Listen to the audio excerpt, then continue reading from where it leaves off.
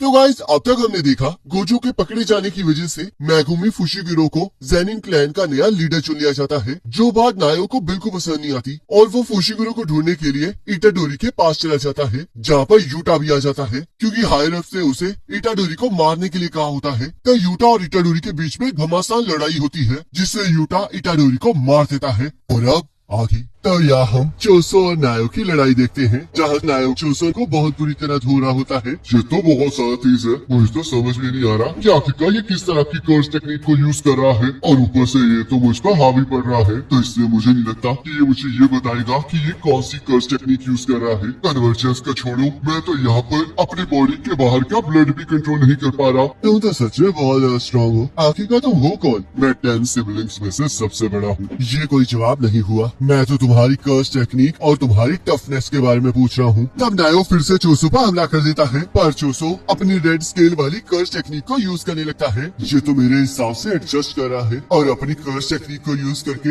अपनी मसल्स को और ज्यादा फ्लेक्सिबल कर रहा है। तब नायो चोसो को एक जोरदार मुक्का मारता है। तुम्हारी कर्स टेक्निक भी तुम्हारे कोई काम नहीं आएगी, क्योंकि मैं हमेशा ये अजम्पशन पर वर्क करता हूँ कि तुम मेरे अटैक को रोक लोगे। और तब चोसो देखता है कि उसके पेट से खून निकलने लगता है। तो मुझे बहुत ज्यादा तंग कर रहे थे, तो मुझे लगा मैं इस चाकू को यूज तो कर ही सकता हूँ। वैसे तो ब्लड मैनिपुलेशन टेक्निक के जरिए तुम्हारे लिए इस ब्लीडिंग को स्टॉप करना ज्यादा मुश्किल नहीं है, पर जब तक तुम मेरे अगेंस्ट लड़ रहे हो तब तक तुम्हें इस बात पर ध्यान देना चाहिए। वैसे तो सोर्सर्स का इस तरह वेपन्स के साथ घूमना बिल्कुल भी कूल नहीं है, तो मैं उम्मीद करता हूँ कि तुम इसके बारे में किसी को नहीं बताओगे। जो लोग वेपन्स लेकर घूमते हैं वो जीतने के लिए उन वेपन्स पर डिपेंडेंट हो जाते हैं, और यहाँ पर ऐसे बहुत से सोर्सर्स हैं जो ऐसा करते हैं। जिस तरह मेरा बड़ा भाई अपने हथियार को शो ऑफ करता है वो मुझे सच में बहुत बेकार लगता है, और मुझे ये देखकर तो हंसी आती है कि वो ये सब कुछ करने के बावजूद भी टोची को लेकर कंप्लीट करते रहते हैं। तो तुम अपने बड़े भाई से नफरत करते हो? सही कहा। वैसे भी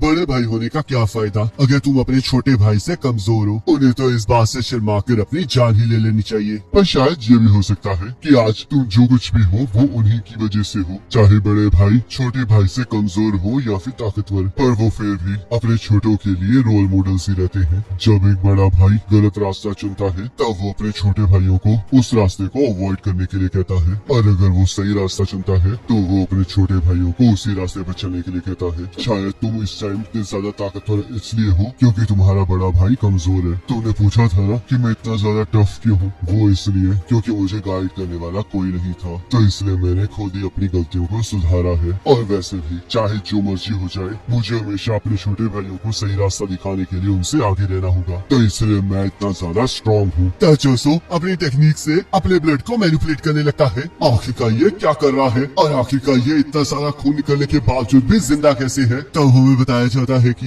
डेथ पेंटिंग्स के अंदर कर्स स्पिरिट और ह्यूमंस का मिक्स्ड ब्लड होता है, तो इसलिए वो कर्स एनर्जी को ब्लड में कन्वर्ट कर सकते हैं, जिसका मतलब जब तक उनके पास कर्स एनर्जी रहेगी तब तक वो ब्लड लॉस से नहीं मरेंगे। तो हम देखते हैं चोसो के ब्लड की वजह से नायो उसे देख नहीं पा रहा होता। ये तो बहुत ज्यादा स्लो अटैक है, लगता है वो ब्लड लॉस की वजह से मर रहा है। तब चोसो नायो के करीब आकर उस पर पियर्सिंग ब्लड से हमला कर देता है, पर नायो उसके हमले से बच जाता है। मैं इस चीज को खुद को टच करने नहीं दे सकता। तभी चोसो नायो को एक जोरदार लात मारता है। आखिरकार अचानक से मेरी लातें इतनी ज्यादा हैवी क्यों फील हो रही हैं? क्या ये मेरे कपड़ों पर गिरे हुए ब्लड को कंट्रोल कर रहा है? तुम्हें पता है कि आगे क्या होने वाला है? ये अब चेकमेट है। क्या तुम्हें पूरा यकीन है? तो चलो फिर ट्राई करो। मेरी कर्स टेक्निक से मैं मूवमेंट को 24 FPS पर ट्रेस कर सकता हूँ, तो इसलिए चाहे मैं इसके निशाने पर हूँ पर मैं फिर भी मूव कर सकता हूँ। नायो चोसो की तरफ बढ़ते हुए सोचता है आखिरकार ये मुझ पर अटैक क्यों नहीं कर रहा है। चोसो अपनी 150 साल से ट्रेन की हुई टेक्निक को यूज करता है, जिससे कि नायो को बहुत ज्यादा डैमेज होता है। माफ करना, पर तुम अपने भाइयों से प्यार नहीं करते हो। मुझे तुम्हारी बात समझ में नहीं आ रही है। तो हम देखते हैं इटाडोरी को लेकर यूटा वहाँ आ जाता है और चोसो को एक जोरदार मुक्का मारता है। लगता है तुम हर्ट हो गए हो नायो। मुझे कमजोर मत समझो लड़के, रुको जरा। क्या ये पॉइजन है? क्या ब्लड मैनिपुलेशन ये भी कर सकती है? पर नहीं,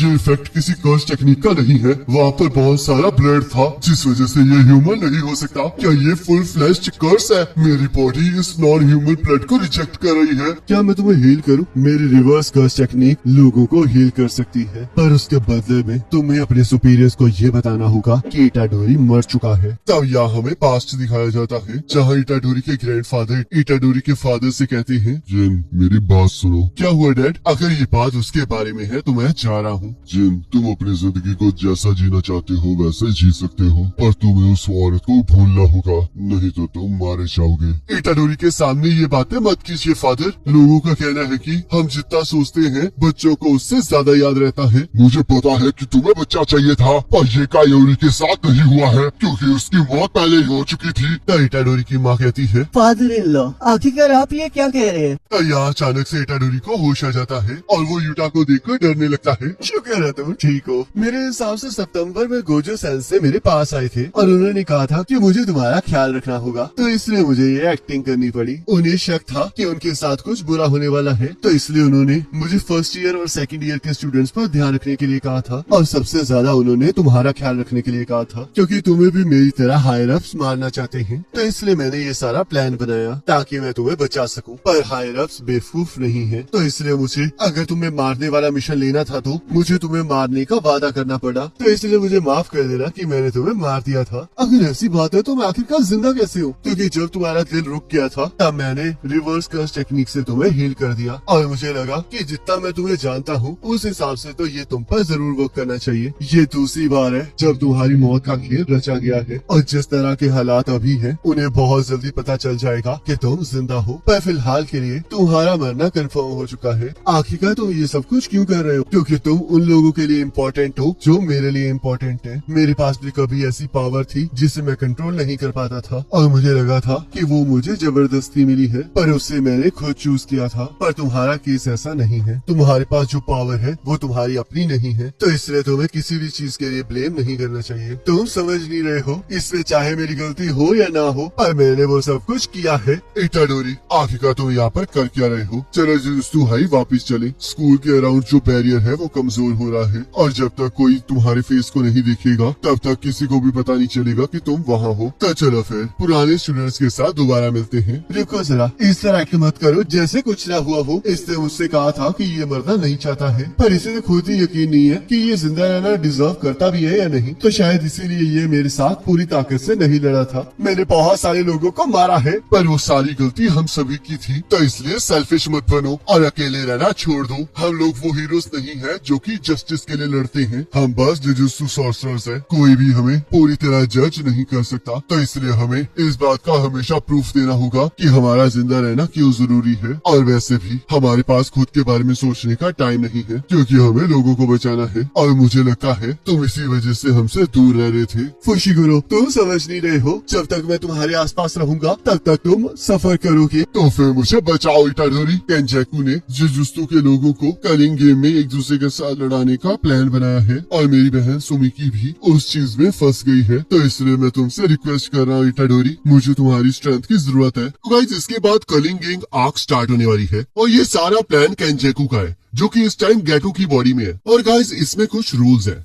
जिसके बारे में हम ना पहले डिस्कस कर लेते हैं, ताकि बाद में जाकर किस तरह की कोई भी कंफ्यूजन ना रहे। तो पहला और दूसरा रूल ये है कि जब भी कलिंग गेम के अंदर कोई भी पर्सन अपनी कर्स टेक्निक को एक्टिवेट करेगा तो उसे 19 दिन के अंदर अंदर अपने पसंदीदा बैरियर के अंदर अपनी पार्टिसिपेशन को डिक्लेयर करना पड़ेगा, और अगर वो ऐसा नहीं करता है तो उसकी कर्स टेक्निक को हटा दिया जाएगा। तीसरा रूल ये है कि कलिंग गेम स्टार्ट होने के बाद अगर कोई भी नॉन प्लेयर बैरियर के अंदर एंटर करता है तो उसकी पार्टिसिपेशन को ऑटोमेटिकली डिक्लेयर कर दिया जाएगा। चौथा और पांचवा रूल ये है कि इसके अंदर प्लेयर्स दूसरे प्लेयर्स को मारकर पॉइंट्स को इकट्ठा कर सकते हैं, और वो पॉइंट्स गेम मास्टर डिसाइड करेगा। और एक जनरल रूल के हिसाब से सॉर्सरर्स 5 पॉइंट के हैं और नॉन सोर्सर्स 1 पॉइंट के हैं। 6वां और 7वां रूल ये है कि अगर कोई भी प्लेयर कलिंग गेम के अंदर कोई नया रूल ऐड करवाना चाहता है तो उसे गेम मास्टर को 100 पॉइंट्स देने होंगे, पर अगर इससे कलिंग गेम पर मेजर इफेक्ट पड़ सकता है तो गेम मास्टर उस रूल को कैंसिल भी कर सकता है। 8वां और आखिरी रूल ये है कि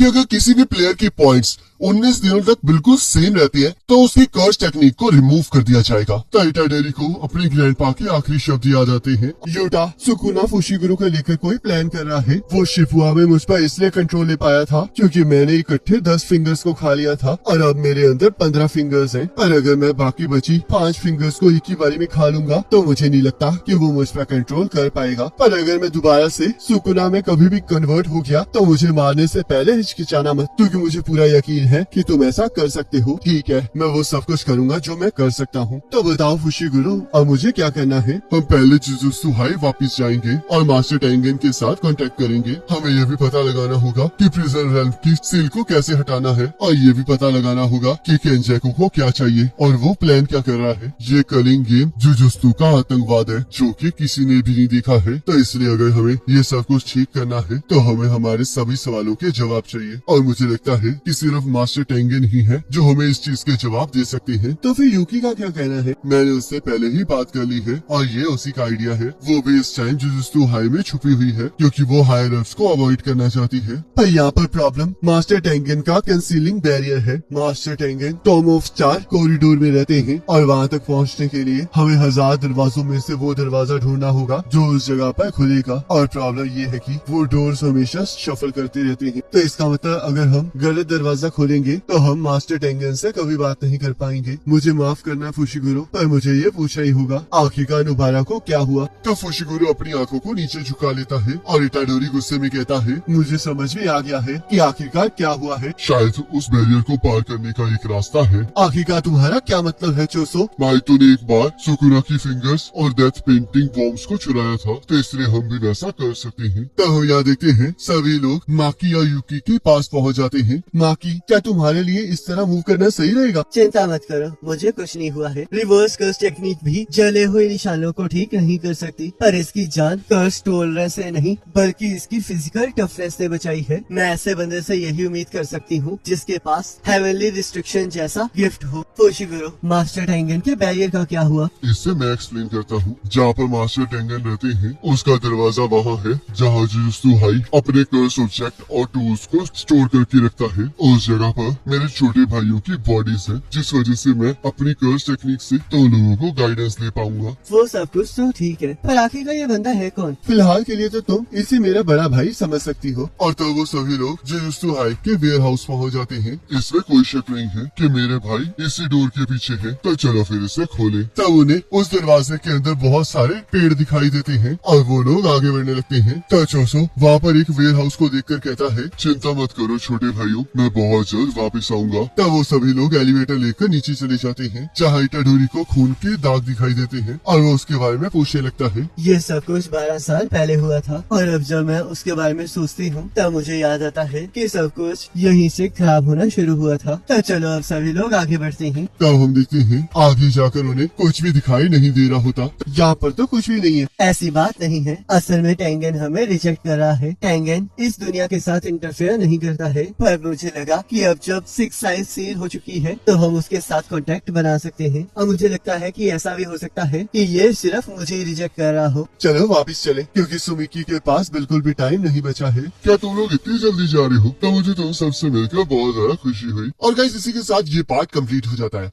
आप मुझे कमेंट करके जरूर बताना कि आपको ये वाला पार्ट कैसा लगा, और अगर आप अच्छा रिस्पॉन्स दोगे तो इसका नेक्स्ट पार्ट मैं जल्द से जल्द लेकर आऊंगा। बाकी गाइस नेक्स्ट पार्ट का लिंक आपकी स्क्रीन पर आ रहा होगा, उस पर क्लिक करके अगले पार्ट को देख सकते हैं।